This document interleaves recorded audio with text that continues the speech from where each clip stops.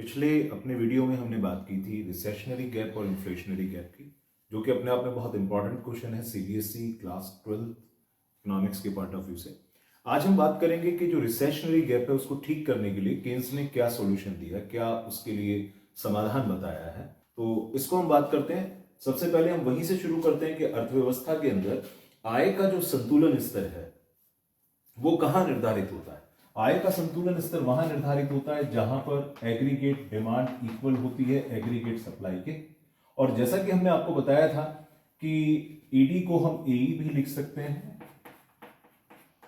और aggregate supply जो कि अपने आप में प्रोडक्शन है, production is in itself income, production यानी कि उत्पादन ही आय होती है, इसलिए हम एग्रीगेट सप्लाई की जगह आई वाई भी लिख सकते हैं। तो अर्थव्यवस्था में आय का संतुलन स्तर वहां होता है जहां पर समग्र व्यय आय के बराबर हो जाता है या समग्र मांग समग्र पूर्ति के बराबर हो जाती है।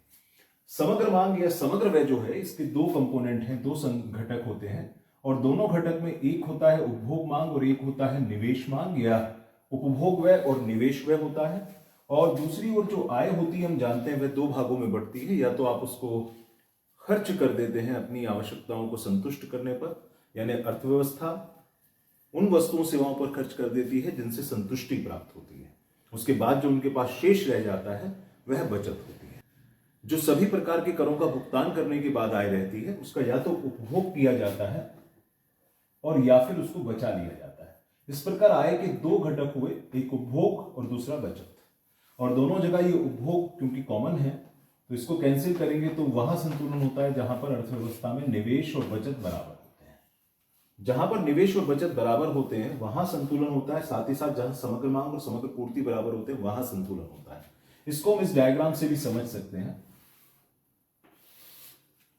कि मान लीजिए यह अर्थव्यवस्था में समग्र पूर्ति रेखा है जो कि 45 अंश की रेखा है और साथ ही साथ ये समग्र मांग रेखा है जो कि AD is equal to C plus I है। ये अर्थव्यवस्था में आय का संतुलन स्तर निर्धारित हो रहा है क्योंकि यहां पर समग्र मांग और समग्र पूर्ति दोनों एक दूसरे के बराबर है। इसको हम ऐसे भी लिख सकते हैं, यहां पर ए इजिकल टू वाई है।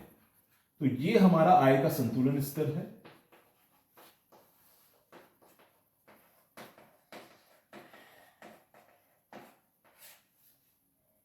तो आय का संतुलन स्तर यहां निर्धारित हो रहा है क्योंकि यहां पर समग्र मांग समग्र पूर्ति के बराबर है या आय और व्यय दोनों बराबर हैं। तो ये आय का संतुलन स्तर यहां पर ओवाई पर निर्धारित हो गया। इसी को अगर हम बचत और निवेश के साथ जोड़ते हैं तो आप देखिए कि ये जो आय का संतुलन स्तर है इसी में ये हमारा निवेश वक्र है। यहां जो निवेश लिया है हमने, आप देख सकते हैं ये निवेश रेखा एक्स अक्ष के समानांतर है, जो स्पष्ट करती है कि हमने केवल स्वायत्त निवेश को ही यहां पर लिया है, प्रेरित निवेश को नहीं लिया गया है। क्योंकि केन्स कहते हैं कि ऐसी स्थिति में केवल स्वायत्त निवेश ही भूमिका निभा सकता है, इसलिए जो महत्व दिया गया है वो सिर्फ स्वायत्त निवेश को दिया गया है और जो हमारा प्रेरित निवेश यानी इंड्यूस्ड इन्वेस्टमेंट है उसको छोड़ दिया गया है। बचत फलन हम जानते हैं कि ऋणात्मक से शुरू होता है क्योंकि आय के शून्य स्तर पर बचत जो होती है वह ऋणात्मक होती है। ये हमारा बचत फलन है एस। तो यहां पर अगर आप देखेंगे ये जो बिंदु है इसको हम कोई भी नाम देते हैं एफ।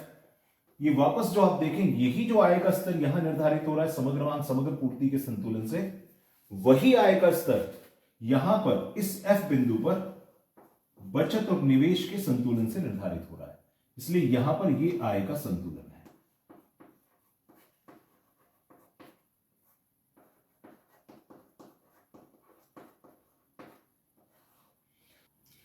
इस चित्र से स्पष्ट है कि आय के जिस स्तर पर अर्थव्यवस्था में समग्र मांग समग्र पूर्ति बराबर होते हैं, अर्थात आय और व्यय एक दूसरे के बराबर होते हैं, आय के ठीक उसी स्तर पर अर्थव्यवस्था में बचत और निवेश भी संतुलन में होते हैं। बचत और निवेश के संतुलन के बिना यह समग्र मांग और समग्र पूर्ति या आय और व्यय का संतुलन प्राप्त नहीं हो सकता है।